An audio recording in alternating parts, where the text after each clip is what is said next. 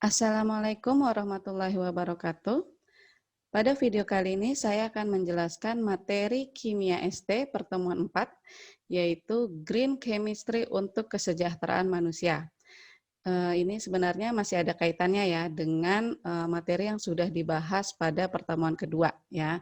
Jadi pada pertemuan kedua sudah kita ketahui apa itu Green Chemistry atau kimia hijau ya, yaitu suatu proses perancangan, pengembangan, dan penerapan proses dan produk bahan kimia yang mengurangi atau meniadakan penggunaan dan pembentukan zat berbahaya gitu ya. Nah, kita sudah tahu juga bahwa ada 12 prinsip green chemistry ya. Salah satunya adalah ini, ekonomi atom ya. Jadi kita kali ini akan fokus ke ekonomi atom gitu ya. Masih ingat apa itu ekonomi atom? Oke, intinya ekonomi atom itu adalah suatu proses bagaimana kita menyintesis bahan kimia ya menjadi suatu produk gitu ya dengan memaksimalkan penggabungan semua bahan ke dalam produk yang diinginkan gitu atau produk targetnya seperti itu ya. Jadi bagaimana caranya kita menyintesis dengan meminimalkan limbah gitu atau hasil samping yang tidak diinginkan. Oke, ini pokok bahasan kita ya, persamaan reaksi, kuantitas, rumus, reaksi pembatas, persen hasil, aplikasi, dan juga nanti akan ada latihan soal dan tugas diskusi ya. Oke, jadi waktu bab 2 ya, kita sudah membahas pendahuluan gitu. Jadi waktu bab 2 itu kita hanya pendahuluan tentang atomnya gitu. Nah, sekarang kita akan fokus ke hitungan-hitungannya, kurang lebih seperti itu ya. Oke, nah persamaan reaksi kimia itu pada dasarnya bersumber ya atau berprinsip dari hukum kekekalan massa dan muatan. Ya, masih ingat ya di bab 2 juga ya kita udah singgung bahwa intinya massa sebelum reaksi ya itu harus sama dengan massa sesudah reaksi gitu ya, makanya disebut kekal gitu karena intinya dalam reaksi kimia itu kita tidak menciptakan atau menghilangkan gitu, tapi kita hanya mengubah dari satu bentuk ke bentuk lainnya seperti itu. Kemudian selain massa, muatan juga kekal ya. Artinya muatan sebelum reaksi harus sama dengan sesudah reaksi. Begitupun jumlah atomnya ya. Jumlah atom sebelum reaksi harus sama dengan sesudah reaksi. Ya, jadi intinya kekekalan ini ya, massa, muatan dan jumlah atom. Kemudian dalam reaksi kimia kita tahu ada yang namanya reaktan dan produk. Ya, jadi reaktan itu adalah bahan awalnya lah kurang lebih gitu ya yang mau kita ubah gitu. Itu ada di sebelah kiri gitu dalam persamaan reaksi. Sedangkan produk itu adalah target yang mau kita buat gitu ya. Berarti dia ada di sebelah kanan dalam persamaan reaksi. Nah, intinya reaksi kimia itu adalah bertemunya reaktan menjadi produk gitu atau bagaimana kita mengubah dari reaktan menjadi produk ya, kurang lebih seperti itulah, sama saja. Nah, kemudian dalam persamaan kimia juga kita selalu menggunakan yang namanya simbol kimia gitu ya.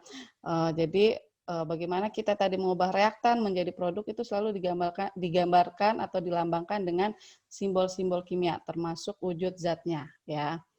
Misalkan di sini reaksi antara dua hidrogen ya, di mana kita simbolkan hidrogen itu adalah H2. Nah, seperti ini ya. Jadi kita tidak tulis tuh hidrogen gitu, tidak, tapi kita simbolkan dengan H2. Terus juga jangan lupa wujudnya zatnya atau fasenya ya, gas bereaksi dengan oksigen, gas juga. Nah, jadi oksigennya disimbolkan dengan O2 ya, menjadi air ya. 2H2O. Nah, jadi air disimbolkan dengan H2O. Sorry, ini liquid ya. Oke. Nah, seperti itu kurang lebih ya. Jadi simbol-simbol kimianya seperti ini. Nah, kemudian di dalam persamaan reaksi kimia juga ada yang namanya koefisien reaksi.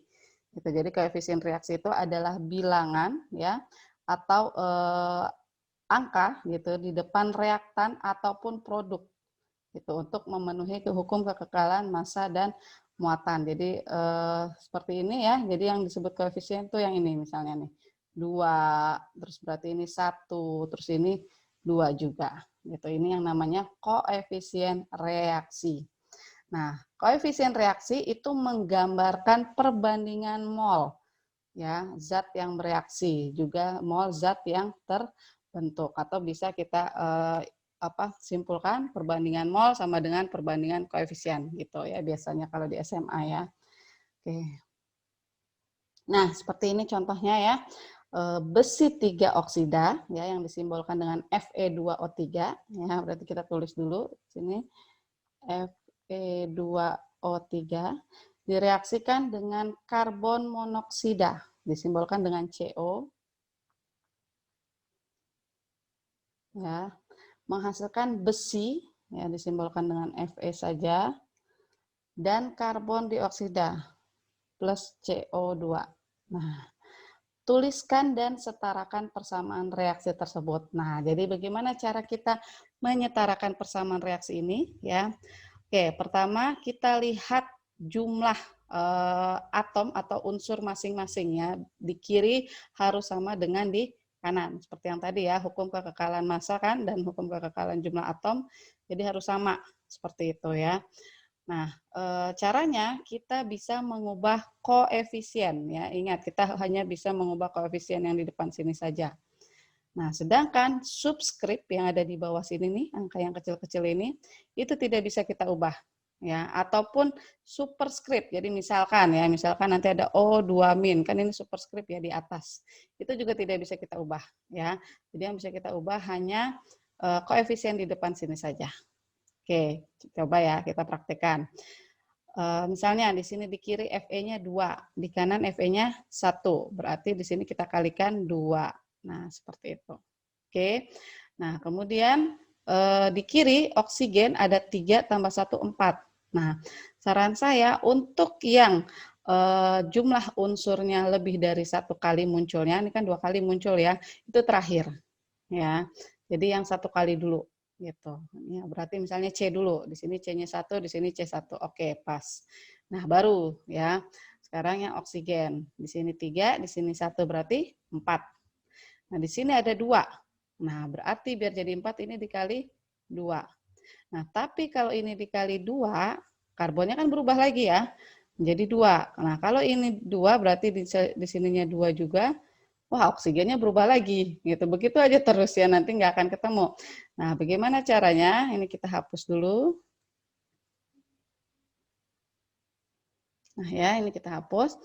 Nah, kemudian caranya adalah di sini kan ada 3, di sini ada 2, di sini ada 1. Jadi cari angka bilangan yang bisa dibagi ke 3 bilangan tersebut. Ya, jadi cari jumlah berapa yang bisa dibagi 3, bagi 2, juga bagi 1. Berapa kira-kira? Ya, 6 ya. Nah, 6 berarti adalah 2 kali 3. Berarti di sini kita kalikan 3. Nah, berarti kan 6 ya. Nah, coba kalau misalnya ini 6 di kanan, di sini sudah ada 3, berarti ini tinggal tambah 3 lagi. Nah, coba C-nya pas nggak? Pas, ya, C-nya sudah pas. Berarti ini adalah persamaan reaksi yang sudah setara. Kurang lebih seperti itu ya, cara menyetarakan persamaan reaksi. Oke, nah ini adalah contoh aplikasi ya, persamaan reaksi yang terjadi pada kehidupan sehari-hari kita, ya terutama dari bidang transportasi gitu. Jadi dari masa ke masa transportasi itu kan mengalami perubahan gitu ya, dari mulai kereta ya kan, dulu kan kereta apinya uap gitu ya. Kemudian namun sekarang sudah berganti menjadi KRL ya, listrik. Begitupun mobil ya, mobil yang dulunya menggunakan bensin ya atau bis itu menggunakan bensin, Nah, sekarang dengan adanya ini juga salah satu dari aplikasi Green Chemistry ya, yang bagaimana caranya itu menghasilkan sesuatu yang tidak berbahaya gitu ya, sehingga sekarang ada yang namanya mobil listrik seperti itu. Nah, ini contoh saja bagaimana sih kereta api uap itu bisa bekerja ya. Oke, jadi intinya kereta api uap itu bahan bakarnya itu berasal dari batu bara gitu ya, atau minyak gitu ya. Jadi dia mengalami, contohnya di sini karbon ya, mengalami pembakaran dengan oksigen gitu ya, sehingga menghasilkan CO2 itu, dan juga panas pastinya ya, sudah dibahas di pertemuan sebelumnya. Dia pasti sifatnya eksoterm gitu, menghasilkan panas. Nah, panasnya ini itu nanti akan memanaskan air gitu ya, sehingga nanti menghasilkan uap air gitu, makanya namanya kereta api uap gitu. Nah, uap air ini yang akan terbentuk itu akan menekan piston ya, piston yaitu penggerak di dalam mesin kereta, sehingga nanti menghasilkan tenaga untuk menggerakkan roda kereta. Nah, kurang lebih seperti itulah ya. Jadi intinya dari pembakaran lalu menghasilkan uap air lalu menggerakkan si roda kereta ya. Nah, itu contoh yang kereta api uap. Nah, bagaimana dengan pesawat terbang, bis, kapal laut juga nanti termasuk mobil listrik dan KRL ya. Ini silahkan dicari dulu ya, nanti akan kita bahas di forum diskusi. Oke. Nah, kemudian bahasan kedua yang akan kita bahas adalah kuantitas zat. Gitu. Jadi saya sudah bilang tadi kita akan banyak bahas hitungan di sini ya, gitu. Karena ngomongin ekonomi, ya, biasa kan ekonomi ngitung-ngitung ya. Jadi untuk menghitung kuantitas zat ya dari suatu persamaan reaksi kimia gitu ya, biasanya kita menggunakan yang namanya mol. Nah, jadi mol itu adalah satuan jumlah dalam kimia. Nah, tapi untuk menghitung mol kita perlu yang namanya faktor konversi. Ya, jadi untuk mengubah menjadi mol itu kita perlu yang namanya bilangan Avogadro ini. Ya, mungkin sudah pernah diajarkan ya di SMA. Jumlahnya itu atau nilainya adalah 6,02 kali 10 pangkat 23. Nah, intinya atau prinsipnya ya adalah 1 mol partikel ya. Jadi 1 mol itu adalah mengandung jumlah yang sama dengan bilangan Avogadro ya. Nah, ini intinya nih. Nah, apapun itu ya, yaitu tadi sebanyak 6,02 kali 10 pangkat 23. Maksudnya bagaimana? Oke, saya coba analogikan misalnya kalau kita ngomongin lusin ya. Lusin itu kan artinya 12 ya, 12 buah, 12 pieces lah gitu ya. Apapun itu, kalau saya bilang selusin pensil berarti pensilnya 12 gitu ya. Selusin penggaris berarti penggarisnya 12 gitu kan. Apapun itu kan. Begitupun kalau saya ngomong sepasang ya. Sepasang itu pasti artinya adalah 2 ya, apapun itu, sepasang sepatu, sendal, pokoknya kalau udah ngomong sepasang pasti 2. Nah, sama, kalau udah ngomongin mol itu artinya jumlahnya adalah ini, sesuai bilangan Avogadro, yaitu 6,02 kali 10 pangkat 23.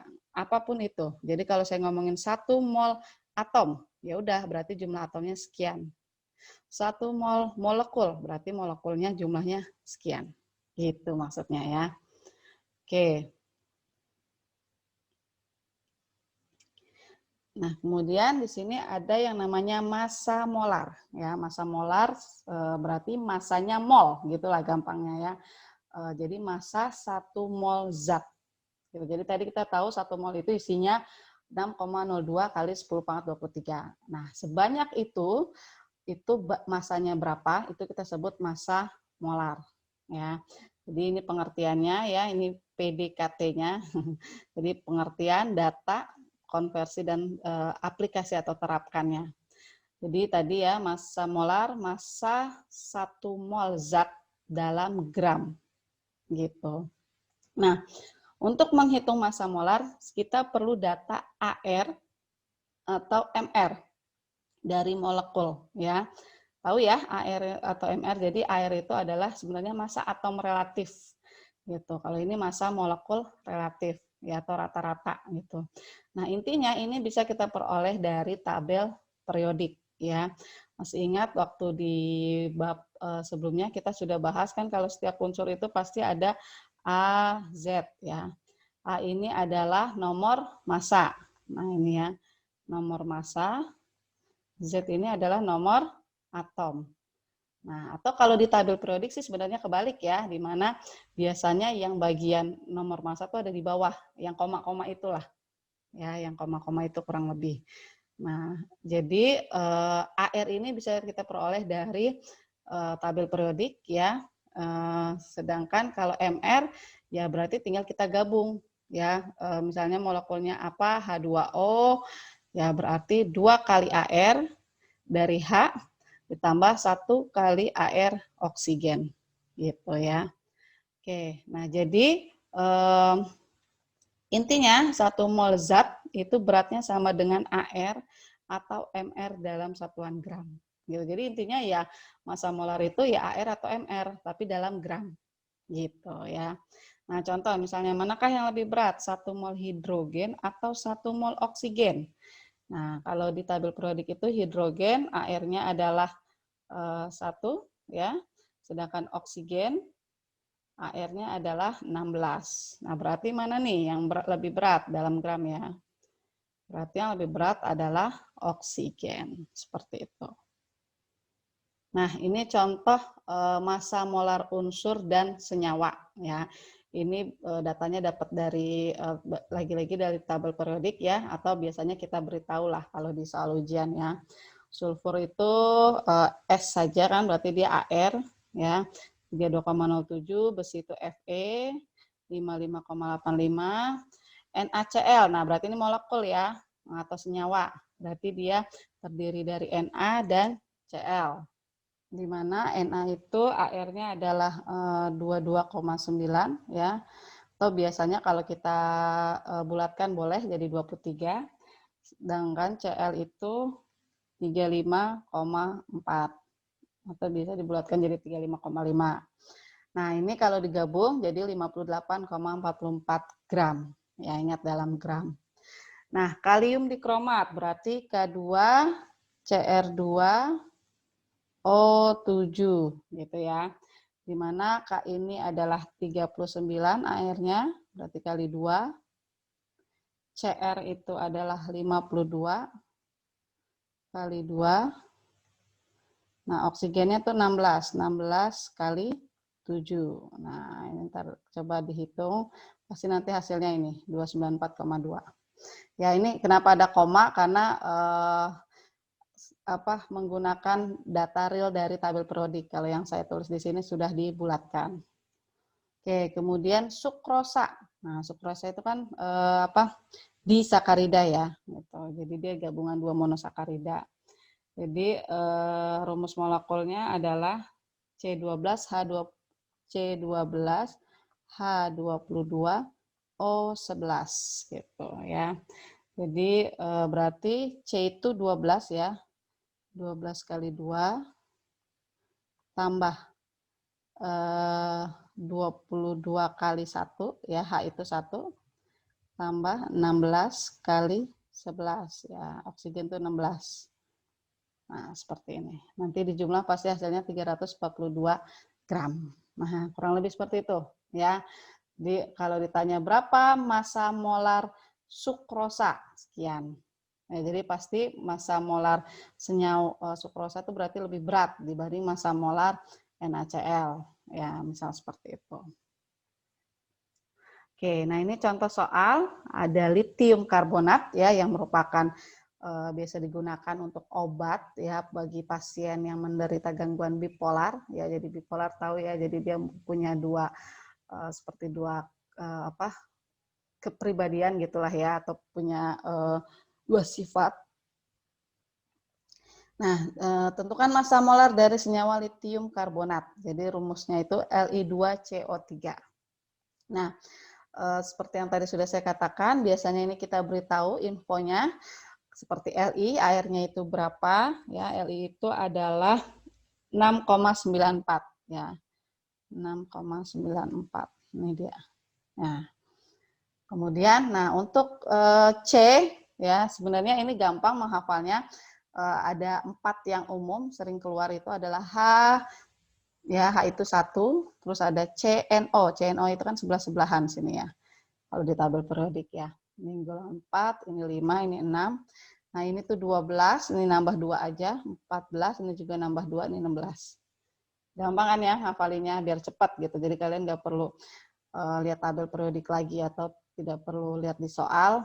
Ini biasanya udah umum ya. Nah, jadi Li2CO3 berarti Li-nya 2, 6,94 kali 2 ya. Tambah C-nya itu 12. Nah, kalau diketahui di soal, artinya dituliskan secara koma-koma gini ya, secara detail, berapa AR-nya ya tuliskan aja ya. Berarti 12,011. Terus C, terus O-nya ada 3. O itu di sini ditulisnya 15,99. Oke, tulis aja. 15,999 kali 3. Oke, dapatlah nanti MR-nya adalah 73,888. Nah, berarti massa molar sama dengan MR ya, yaitu 73,888 tapi dalam gram, gitu aja. Ya. Kalau MR kan rumus satuannya adalah gram per mol gitu. Nah, sekarang bagaimana cara kita mengkonversi dari mol, tadi kita sudah tahu mol itu ya, menjadi massa atau sebaliknya. Terus juga ke partikel, jumlah partikel ya. Oke, mungkin ini sudah pernah dibahas ya di SMA ya, udah sering banget. Mol sama dengan gram per mr gitu ya, ingat. Nah, berarti kalau dari mol ke gram itu adalah mol dikali mr ya. Mol dikali ini berarti kalau dari sini ke sini itu dikali mr atau ar ya. Tergantung dia. Oh, karena ini unsur berarti ar ya, sorry. Nah, ini kali ar. Ya. Nah, sedangkan kalau dibalik berarti dibagi ya. Dibagi AR. Kurang lebih seperti itu ya. Makanya kenapa MR atau AR itu satuannya adalah gram per mol. Jadi coba ya kalau misalnya ini saya ubah MR sama dengan berarti kan gram per, ini pindah ke bawah kan ya. Nah, gram per mol kan. Nah, ya itu kenapa makanya satuan MR atau AR adalah gram per mol. Oke.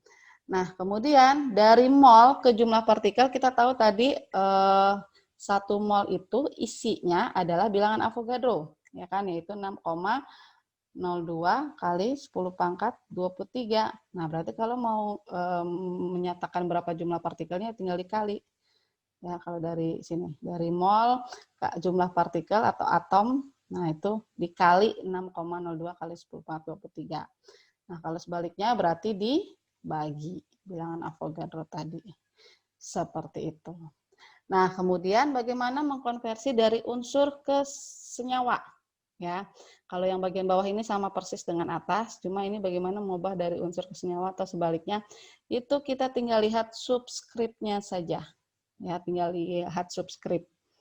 Yang tadi yang angka kecil di bawah itu loh, ya. Misalnya misalnya tadi Al2O3 misalnya berarti subskrip yang sininya. Nah, maksudnya gimana? Oke, kita lihat ya aplikasinya. Nah, misal ada persamaan seperti ini ya. 2Ag bereaksi dengan 1S, masukkan Ag2S. Nah, ini bisa kita nyatakan dalam beberapa pernyataan. Pertama, ini bisa kita bilang bahwa 2 atom Ag ya atau 2 unsur Ag boleh ya. Kan saya bilang karena unsur itu terdiri dari atom yang sama, bolehlah disebutnya atom saja. Jadi 2 atom Ag bereaksi dengan 1 atom S membentuk 1 molekul atau senyawa Ag2S. Bisa kita nyatakan seperti itu ya. Artinya kalau 1 dikalikan, misalnya ini dikalikan, semua juga harus dikalikan. Ya, misal berarti kalau misalnya saya kalikan 100 semuanya. Artinya 200 atom Ag bereaksi dengan 100 atom S menghasilkan 100 molekul Ag2S. Seperti itu, ya. Nah, begitupun kalau 1 dikali bilangan Avogadro, semua juga sama, harus dikalikan juga. Berarti kalau ini dikali bilangan Avogadro, ya berarti nanti akan diketahui berapalah jumlahnya ya. 2 kali 6,02 kali 10 4, 23 atom Ag, ya bereaksi dengan 6,02 kali 10 4, 23 atom S, nah, menghasilkan 6,02 kali 10 4, 23 molekul Ag2S. Nah, kita tahu kalau ya ini apa namanya, sudah dikalikan bilangan Avogadro, berarti itu udah menjadi mol. Nah, berarti pernyataan kedua, jadi ini bisa pernyataan pertama, ya, perbandingan atom. Pernyataan kedua juga bisa perbandingan mol. Masih ingat tadi ya, perbandingan mol sama dengan perbandingan koefisien nih. Ya, 2 banding 1 banding 1. Jadi bisa juga kita menyatakan seperti ini. 2 mol Ag bereaksi dengan 1 mol S menghasilkan 1 mol Ag2S. Bisa seperti itu. Nah, yang tidak bisa adalah kalau kita membandingkan koefisien ini ya sama dengan perbandingan massa.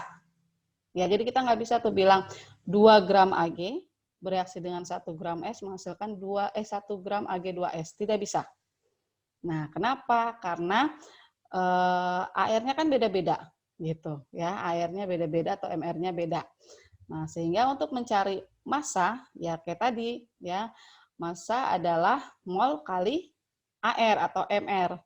Nah, ini dikalikan ya. Jadi ini untuk menyatakan gramnya itu seperti ini. Ya, harus dikalikan dulu dengan AR atau MR-nya. Gitu. Sehingga nanti secara total pasti akan diperoleh massa reaktan sama dengan massa produk. Nah, ini. Sehingga ini sesuai dengan hukum kekekalan massa yang tadi. Nah, lalu apa makna yang tadi ini? Bagaimana kalau kita mau membandingkan atau mengubah mol unsur menjadi mol senyawa? Oke, misalkan hanya diketahui di soal bahwa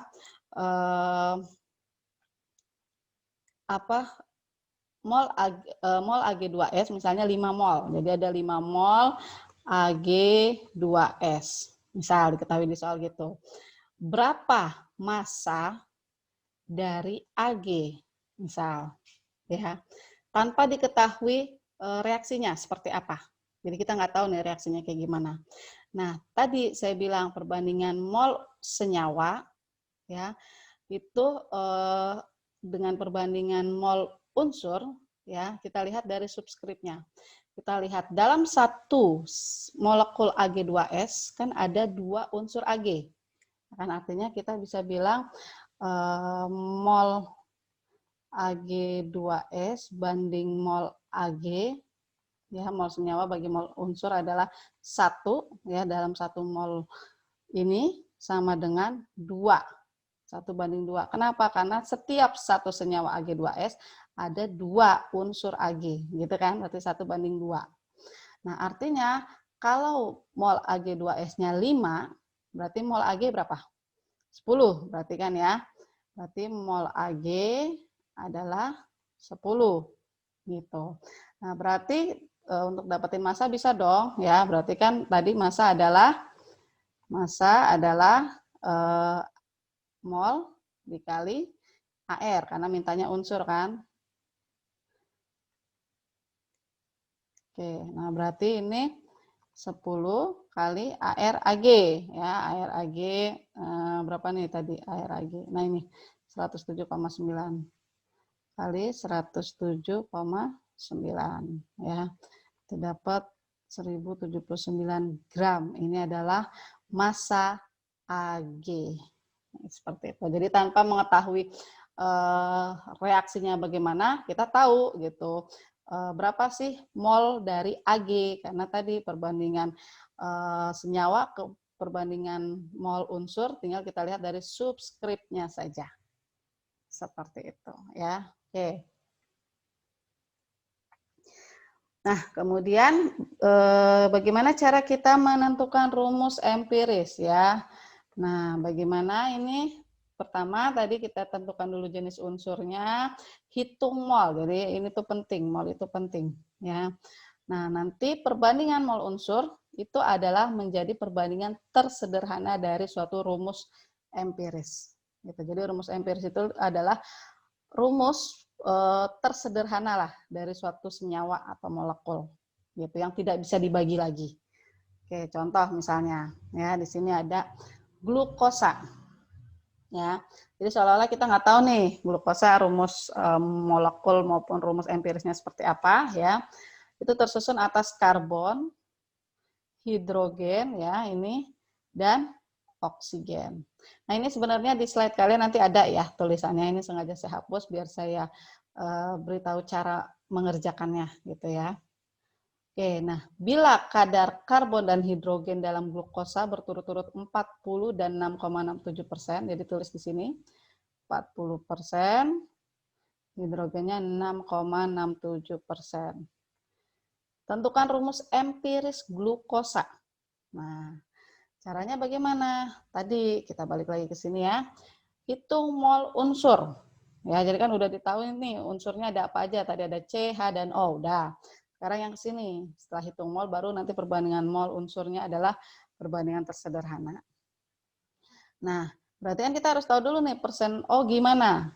Nah, gampang. Kan pasti totalnya itu 100%. Nah, berarti oksigennya adalah, jadi persen oksigen atau jumlah oksigen ya gitu, adalah 100 dikurang 40 dikurang 6,67 sama dengan 53,33%. Seperti itu ya. Nah, kemudian kalau mau mencari mol, ya tadi masih ingat mol adalah gram per AR, karena ini kan unsur semua ya. Nah, berarti kita harus tahu gram kan, massa. Sedangkan ini kita tahunya hanya persentase. Bagaimana caranya? Berarti anggap saja total massa dari glukosa adalah 100 gram. Ya, jadi kita ambil permisalan saja. Nah, berarti kalau 100 gram per jumlah atau massa dari karbon kan berarti 40% dikali 100 yang 40 gram. Nah, ini juga jadi 6,67 gram. Nah, oksigen menjadi 53,33 gram. Gitu. Boleh seperti itu ya. Jadi kita ambil permisalan. Ya, jadi kita biar persennya ini diganti jadi gram. Nah, ya udah berarti kita hitung satu-satu. Mol karbon adalah 40 per karbon tadi saya bilang 12 ya. Nah, ini sama dengan 3,33. Nah, mol hidrogen berarti 6,67 per 1, 6,67 hasilnya. Nah, sekarang mol oksigen 53,33 dibagi oksigen tuh 16 ya. Nah, ini hasilnya 3,33. Nah, dari sini kan sudah terlihat nih perbandingan molnya ya. 3,33 banding 6,67 banding 3,33 itu kurang lebih 1 banding 2 banding 1. Nah, jadi itu sudah menjadi rumus empirisnya. Jadi C, karena C-nya 1 kan, H, O. H-nya 2, berarti di sini 2, di sini 1. Atau satunya nggak usah ditulis ya. CH2O. Nah, ini adalah rumus empiris dari glukosa. Jadi sudah tidak bisa dibagi lagi kan? Nah, seperti itu. Nah, lalu bagaimana menentukan rumus molekul? Jadi ada dua rumus ya, rumus empiris, perbandingan tersederhana yang tidak bisa dibagi lagi. Kalau rumus molekul tuh rumus apa ya istilahnya? Sebenarnya. Ya, jadi rumus sebenarnya dari senyawa tersebut. Gitu ya. Oke. Nah, jadi caranya dari rumus empiris tadi, kita harus tahu dulu MR-nya berapa. Ya, MR keseluruhan ya dari senyawa tersebut. Nah, baru nanti rumus empiris dikali suatu bilangan bulat ya, itu pasti nanti hasilnya MR. Sehingga nanti akan kita dapatkan rumus molekulnya. Oke, kita lihat contohnya. Masih tentang glukosa tadi ya. Kita tahu glukosa tadi rumus empirisnya CH2O. Dia punya MR 180 gram per, bukan mili ini ya, per mol. Ya, MR-nya itu. Nah, tentukan rumus molekul glukosa. Nah, jadi kita harus hitung dulu untuk satu CH2O ini MR-nya berapa, gitu ya. Jadi CH2O berarti kan 12 tambah 2 kali 1 tambah 16. Nah, ini ya. Berarti ini adalah 30 gitu. Jadi untuk satu CH2O itu 30. Berarti ada berapa CH2O? Jadi CH2O kali N itu hasilnya 180 gitu. Karena kan ini ada MR, berarti total tuh pasti hasilnya segini gitu. Nah, berarti 30 kali berapa hasilnya biar jadi 180. Berarti N-nya adalah 6. Gitu kan ya. 180 bagi 30. Nah, berarti CH2O kali 6 itu adalah rumus molekulnya. Berapa berarti? C6 semua dikali 6 ya berarti. H 2 kali 6 12. O 6. Seperti itu. Jadi ini adalah rumus molekul dari glukosa. Gitu. Jadi rumus sebenarnya tuh ini. Nah, tapi karena rumus empiris itu adalah rumus terkecil, jadi kan ini kalau sama-sama dibagi 6 semua hasilnya tadi CH2O. Ya, jadi ini rumus molekul, ini rumus empiris. Jangan tertukar ya. Nah, kemudian selanjutnya adalah bagaimana kita mencari reaksi pembatas ya. Jadi reaksi pembatas itu adalah intinya reaksi yang habis terlebih dahulu gitu ya. Memang idealnya kita menginginkan pasti reaksi kita habis semua ya kan, terus menghasilkan produk semua ya kan, tapi kan kenyataannya tidak seperti itu, pasti ada yang bersisa. Nah, reaksi yang habis duluan itu namanya reaksi pembatas gitu. Jadi dia menjadi pembatas gitu. Nah, cara mencarinya bagaimana? Jadi pertama, misalkan kita diketahuinya adalah massa atau volume, harus dikonversi ke mol dulu ya, lagi-lagi ke mol. Makanya penting untuk mengetahui mol ini atau cara menghitung mol. Nah, baru setelah dapat molnya, tentu lihat koefisien reaksinya. Ya, jadi kan reaksinya 1 apa 2, kita lihat koefisien masing-masing. Tentukan SJP. SJP itu adalah satuan jumlah reaksi. Caranya adalah mol dibagi koefisien ini. Ya, jadi makanya dari mol terus lihat koefisien, nah terus dibagi nih, mol dibagi koefisien. Nah, setelah dapat SJP, lihat mana SJP terkecil. Ya, jadi karena SJP terkecil adalah yang menjadi reaksi pembatas ini. Ya, seperti itu. Jadi mana SJP atau mol per koefisien yang nilainya paling kecil. Ini adalah kurang lebih caranya ya, secara detailnya. Tadi setelah diubah menjadi mol, lihat koefisien reaksi, tentukan SJP ya. Tadi kan setelah melihat koefisien reaksi, tentukan SJP, di mana SJP ini adalah mol per koefisien. Nah, setelah itu dapatkan mana SJP terkecil, itu yang jadi reaksi pembatas. Baru setelah itu kita tentukan mol produk berdasarkan perbandingan koefisien ya terhadap reaksi pembatas. Baru nanti ubah dari mol menjadi gram, karena biasanya kita mintanya itu berapa massa produk, biasanya kita gitu. Kita nggak nanya berapa mol produk, tidak, tapi biasanya massa. Ya. Nah, jadi berarti kita perlu data MR atau AR, ya, massa molar. Nah, baru dapatlah berapa. Nah, kemudian biasanya lagi ya yang kita perlukan selain massa produk akhir juga adalah persen hasil ya. Karena ini nanti juga ada hubungannya dengan atom ekonomi gitu. Jadi kita mau tahu berapa sih rendemen kita atau persen hasil kita ya. Yaitu adalah hasil sebenarnya dibagi hasil teoritis kali 100%. Maksudnya bagaimana? Hasil sebenarnya itu adalah hasil yang diperoleh dari percobaan. Jadi pada suatu reaksi, jadi misalnya kita mereaksikan, itu yang benar-benar real kita peroleh dari percobaan itu berapa. Sedangkan hasil teoritis itu adalah jumlah produk yang akan terbentuk saat semua reaksi pembatas bereaksi. Maksudnya tuh sesuai namanya ya, hasil yang secara teoritis atau secara oret-oretan data di kertas. Jadi setelah kita hitung, ini nih harusnya berapa nih produk yang akan terbentuk.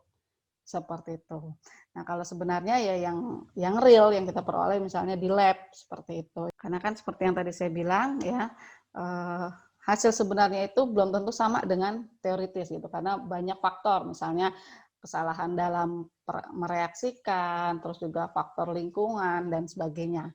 Ya, biasanya sih hasil sebenarnya lebih sedikit daripada hasil teoritis. Gitu. Makanya hasilnya pasti di bawah 100%. Oke, kita langsung saja lihat contohnya ya, biar tidak bingung. Di sini ada vanadium ya, yang digunakan dalam campuran baja, diperoleh dari vanadium oksida, seperti ini rumusnya ya. Jadi saya tulis lagi, Ca plus V2O5 menjadi CaO, ya ini ada nih sudah diketahui, plus V, tapi di sini sudah ditulis belum setara. Nah, tapi ini saya ingatkan lagi, walaupun di soal tidak ditulis belum setara, selalu pastikan kesetaraan persamaan reaksi dulu, gitu ya. Untuk amannya ya. Jadi walaupun tidak ditulis nih udah setara apa belum, pokok pastikan dulu setara, gitu ya.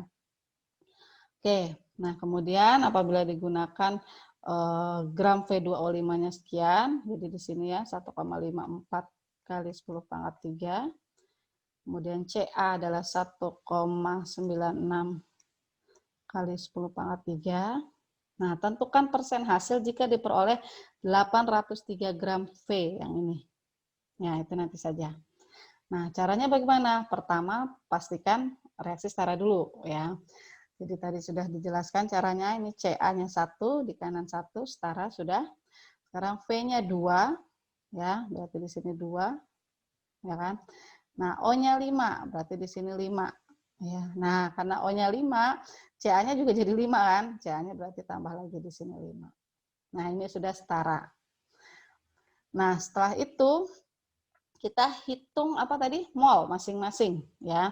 Kan baru massa, sekarang mol ya. Mol dari Ca dan V2O5. Oke, jadi ARCA itu adalah 40 ya. Jadi biasanya nanti kita kasih tahu kok ya berapa AR-nya. Jadi ini berarti 1960 kan karena ini dalam 10/3 ya. Ini dibagi ARCA tadi 40 saya bilang ya. Nanti hasilnya adalah 49. Nah, ini. Oke. Atau kalaupun kalian mau jadikan kilogram boleh ya. Ini kan sebenarnya 1,96 kali 10/3 gram sama dengan 1,96 kilogram. Jadi ini dicoret boleh, tapi jadinya kilogram. Boleh, tapi di sini pun nanti jadinya kilomol. Gitu. Ya bebas lah mau pakai yang mana. Saya sih lebih nyaman biasanya mol saja. Biar nanti pun ngubahnya pun mintanya ke gram dia. Ya, biar nggak bolak-balik lah. Nah, kemudian yang V2O5 juga sama, berarti 1540 dibagi MR V2O5 itu 182. Ya. Nah, ini hasilnya adalah 8,46. Oke. Sudah dapat mol, langkah selanjutnya adalah hitung SJP. Nah, di sini aja ya ngitungnya. SJP sama dengan mol dibagi koefisien. Ya, di mana untuk yang Ca berarti molnya adalah 49 dibagi 5. Nah, ini koefisiennya kan 5. Nah, sama dengan 9,8 ya. Sedangkan untuk yang V2O5 ya SJP-nya berarti 8,46 dibagi, lihat sini koefisiennya hanya 1. Nah, hasilnya adalah 8,46 ya. Gitu. Nah, kita lihat di sini yang paling kecil ya SJP-nya adalah V2O5 nih 8,46. Sedangkan yang Ca itu adalah 9,8. Nah, berarti V2O5 adalah menjadi pereaksi pembatas seperti itu. Nah, kemudian artinya apa kalau dia reaksi pembatas tadi ya, berarti ini yang habis duluan. Nah, Kalau ini habis duluan, saya sih lebih mudah pakai biasanya ini mula-mula, kan mol ketika mula-mula ya. Kemudian yang bereaksi berapa, nanti sisanya berapa. Ini lebih mudah sih kalau saya biasanya ya. Nah, jadi kalau V2O5 yang habis duluan, berarti kan ini pasti sisanya 0, kan habis. Nah, kalau ini 0, berarti yang bereaksi berapa? Sama dong sama dirinya kan, 8,46. Nah, ingat perbandingan mol yang bereaksi sama dengan perbandingan koefisien ya. Nah, artinya kalau untuk satu koefisien itu 8,46, berarti kalau untuk 5 itu berapa? Berarti kan 42,3. Ini juga sama 42,3. Yang ini berarti 16,92. Nah, ini nanti ketahuan ya sisanya.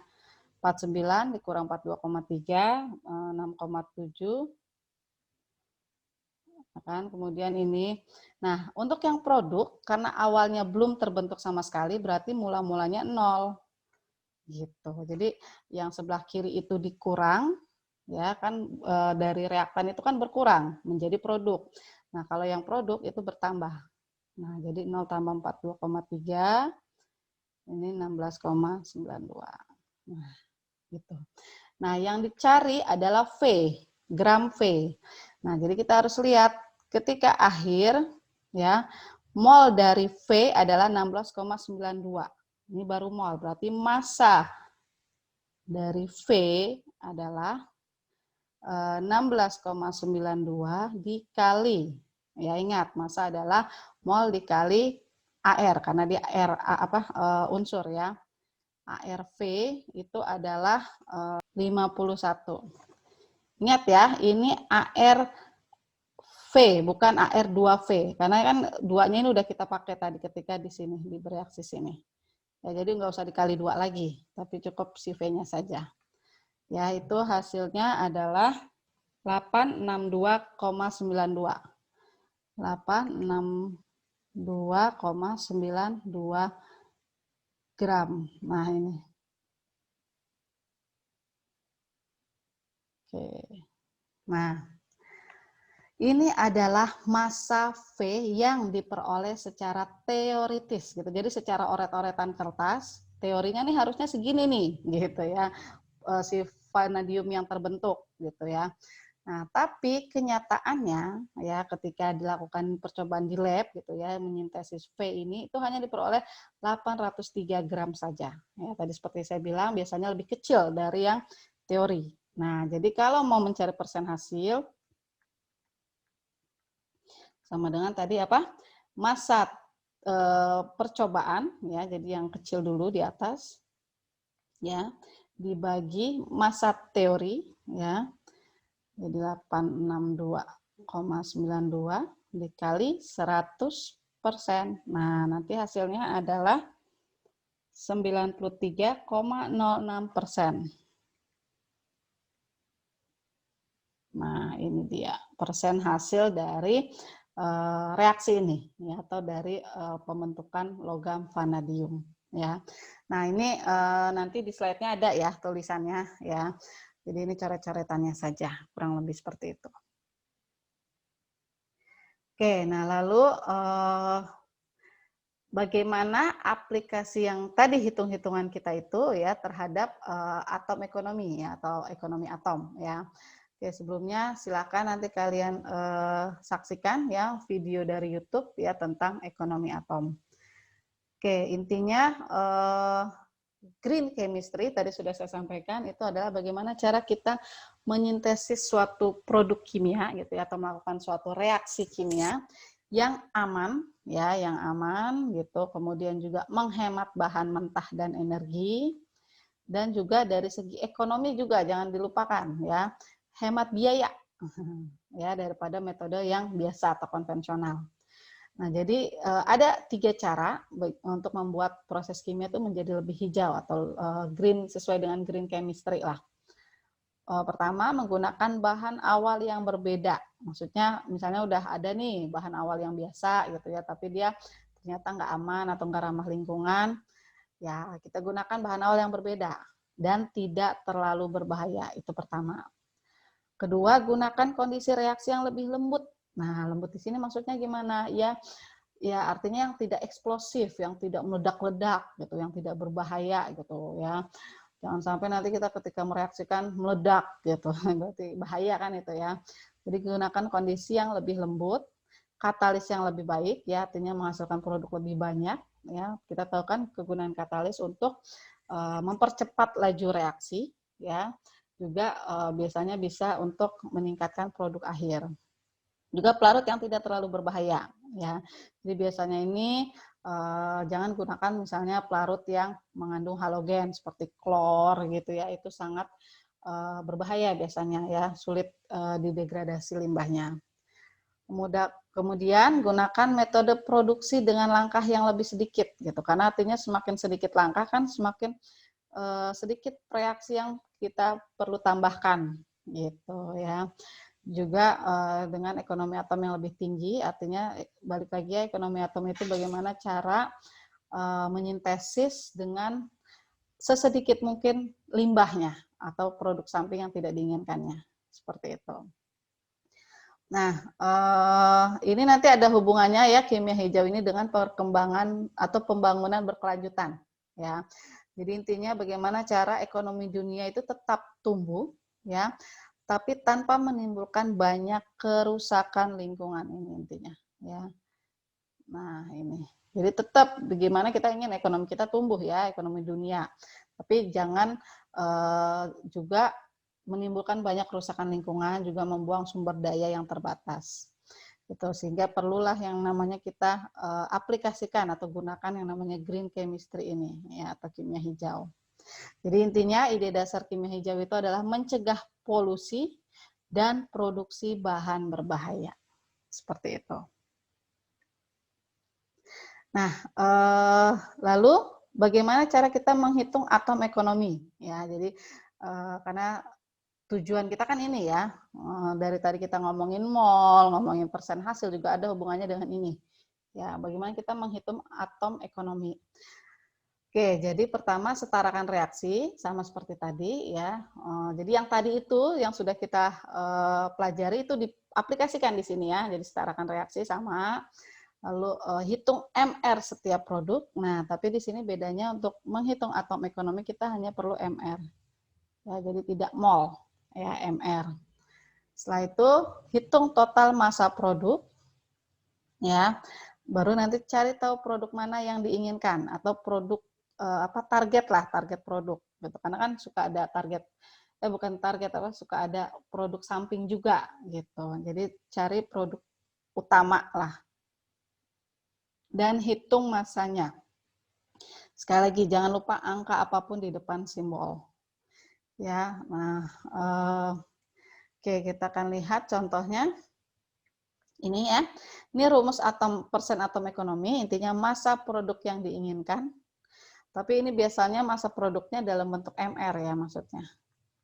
Ya, jadi massa produk utama yang diinginkan dibagi total massa reaktan MR juga ini kali 100 ya. Oke, contoh di sini besi diperoleh dari bijinya menggunakan karbon. Ini sesuai reaksi berikut. Jadi intinya kita ingin mendapatkan besi kan. Berarti produk akhir kita tuh yang ini. Nah, berapakah atom ekonomi reaksi ini? Nah, sesuai dengan rumus, MR produk yang diinginkan, berarti MR besinya saja, jangan lupa dikalikan dengan koefisien. Ya, tadi kan dibilang, jangan lupa angka apapun di depan produk gitu ya, atau reaktannya. Nah, jadi ARFE itu adalah 56, berarti kan di sini 56 kali 4, ya kan? Yaitu ini 224 ya. Dibagi MR ya, total massa reaktan berarti segini nih. Cari tahu nih berapa MR-nya ya. Oke, jadi Fe itu kan tadi ya 56 berarti 56 kali 4 56 kali 4 ya 224 tadi ya, tambah O3 O-nya 6 ya, 3 kali 2 kan 6. 16 kali 6. Oke, ini baru Fe2O3. tambah lagi 3 karbon, 3 kali 12 ya karbon. Nah, ini kalau di total nanti hasilnya 356. Coba dihitung deh. Ya, hasilnya nanti 356. Jadi 224 bagi 356 kali 100, hasilnya adalah 63%. Jadi ini adalah persen atom ekonominya. Jadi hanya 63% bahan ya yang berhasil dikonversi menjadi produk utama. Gitu. Sisanya ya ini terbuang dalam bentuk gas CO2 gitu.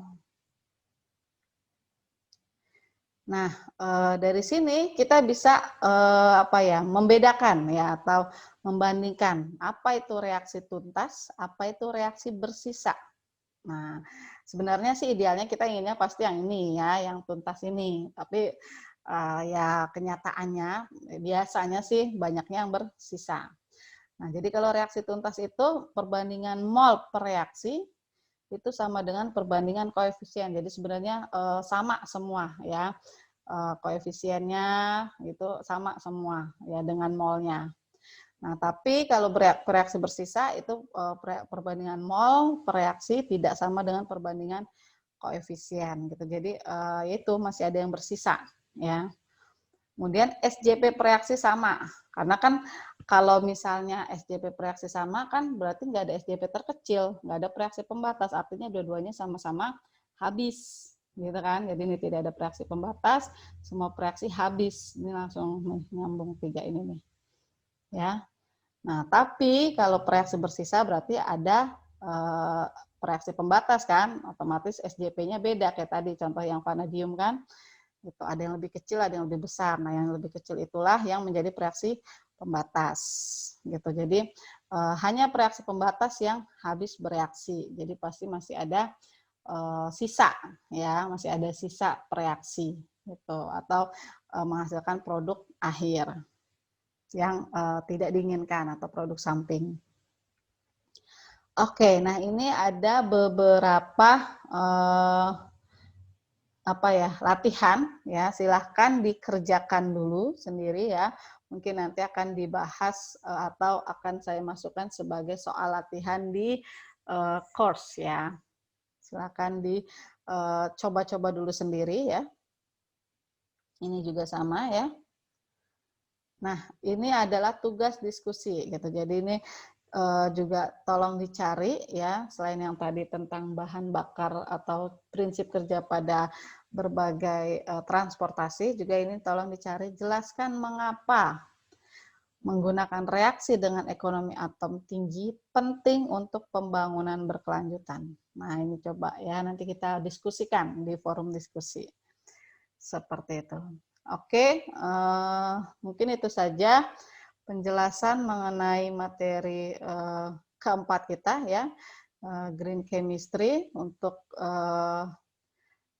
kesejahteraan manusia, terutama bagian ekonomi atom. Oke, terima kasih. Semoga dapat dimengerti materinya. Wassalamualaikum warahmatullahi wabarakatuh.